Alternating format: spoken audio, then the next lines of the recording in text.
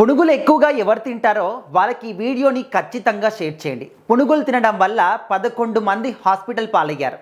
ఇదంతా కూడా పశ్చిమ గోదావరి జిల్లాలో జరిగింది. ఒక కుటుంబ సభ్యులు ఈవినింగ్ టైంలో స్నాక్స్ లాగా పునుగులు చేసుకున్నారు. ఇంట్లోనే చేసుకొని తిన్నారు. అదే తర్వాత ఈ యొక్క సంఘటన జరిగింది. అంటే ఇంట్లో చేసుకుంటే హెల్తీగానే ఉంటాయి కదా, బయటనే ఇంకా వాళ్ళు ఏ విధంగా చేస్తారు, ఏం ఆయిల్ వాడతారు, ఎలాంటి పిండి వాడతారు, ఏంటి ఏ విధమైనటువంటి ప్రొసీజర్ చేస్తారు అంతా కూడా మనకు తెలియదు. సో కొన్ని సందర్భాల్లో అలాంటి దగ్గర తినడం వల్ల కూడా మనకు ఇబ్బందులు కలుగుతాయని చెప్పేసి మనం అనుకుంటాం. సాధారణంగా అందరి మైండ్లో కూడా ఇదే ఉంటుంది. కానీ ఇక్కడ ఏంటంటే వీళ్ళు కంప్లీట్గా ఫ్యామిలీ వాళ్ళు ఇంట్లోనే చేసుకున్నారు కదా, పునుగులందరూ కూడా ఇంట్లో చేసుకొని తిన్నారు, హెల్తీగా వాళ్ళ చేతులతోనే చేసుకున్నారు.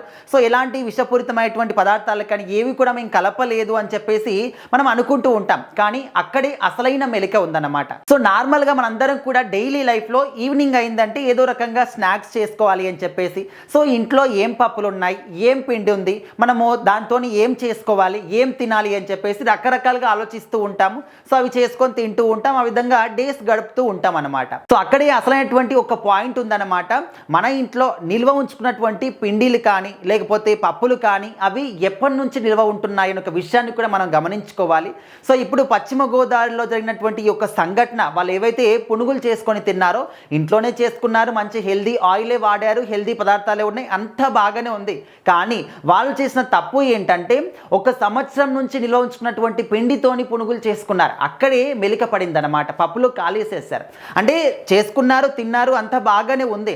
ఒక 2-3 గంటల తర్వాత ఇంకా అందరికి కూడా వాంతులు అవ్వడం కానీ, సో ఆ తర్వాత 2-3 స్పృహ కోల్పోవడం కానీ ఇదంతా కూడా జరిగిపోయింది. సో స్థానికులు వెంటనే చూసిన తర్వాత హాస్పిటల్కి తరలించారు. సో అక్కడికి వెళ్ళిన తర్వాత తెలిసిందనమాట వాళ్ళ యొక్క ఫుడ్లో పాయిజనింగ్ అయింది అని చెప్పేసి, అంటే ఫుడ్ పాయిజనింగ్ అయిందని చెప్పేసి డాక్టర్లు చెప్పారనమాట. సో అప్పుడు వాళ్ళు ఏం చెప్పారంటే అది ఏడాది కాలంగా నిల్వ ఉంచినటువంటి పిండితో మేము చేసుకున్నాము అని చెప్పేసి మాట చెప్పారు. సో ఇంకా అప్పుడు అందరూ కూడా షాక్ అయ్యారు. అమ్మ ఒక నెల 2 నెలలు అంటే ఏమో, కానీ సంవత్సరం నుంచి నిల్వ ఉంచినటువంటి పిండితోని పునుగులు చేసుకున్నారా? ఖచ్చితంగా ఇది తప్పే కదా. సో నార్మల్గా మనము ఎక్కువ రోజులు ఏదైనా పిండి కానీ పప్పులు కానీ నిల్వ ఉంచుకుంటే అందులో కొంచెమైనా కూడా తేమ తగిలితే ఖచ్చితంగా మనకు విషపూరితమైనటువంటి బ్యాక్టీరియా అనేది ఏర్పడుతుంది. మనకు క్లియర్గా కనిపిస్తూ ఉంటుంది కూడా. కాకపోతే కొన్ని సందర్భాల్లో ఏంటంటే మనం దాన్ని క్లియర్గా గమనించకుండా అరే బాగానే ఉంది కదా, బాగానే పిండి కదా, ఏం పాడైపోదు కదా అని చెప్పేసి డైరెక్ట్గా దాన్ని ఇంకా జల్లించేసుకొని అదేవిధంగా పినుగులో ఇంకేదో చేసుకుంటూ ఉంటారనమాట. సో దయచేసి ఇంట్లో ఏవైనా నిల్వ ఉంచుకునేటప్పుడు 1 నెల 2 నెలలకు మించి ఎక్కువగా నిల్వ ఉంచుకోకండి. సో మరీ ముఖ్యంగా ఇప్పుడు రాబోతుంది వర్షాకాలం కాబట్టి, వర్షాకాలంలో తేమ ఎక్కువగా ఉంటుంది కాబట్టి ఆహార పదార్థాలు ఏవైనా కూడా తొందరగా పాడైపోయే అవకాశాలు ఎక్కువగా కనిపిస్తాయి. సో దయచేసి అందరూ కూడా జాగ్రత్త వహించండి.